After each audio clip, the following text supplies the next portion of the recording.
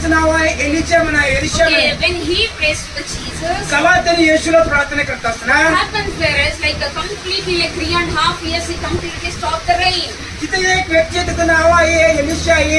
त्यांनी प्रार्थना करत असताना 3.5 वर्ष पाणी 3.5 वर्ष पाऊस पडला नाही आहे. There was no rain for 3.5 years. तिथं 3.5 वर्ष पाऊसच पडला नाही. Just because the rain was done this year, like we completely feel too hot outside. So बघा आता कसं तर गरमी आहे. 3 वर्ष पाऊस पडलाय तेव्हा तर गरमी जास्त Just झालता. imagine how 3.5 years went for them. पण विचार करा त्या लोकांना 3.5 वर्षामध्ये किती गरमी झाला आहे. Get the power of Elisha here. तो बघा इथं विचार करा की एलिशामध्ये किती सामर्थ आहे. He earnestly prayed to the Jesus, so he stopped the rain.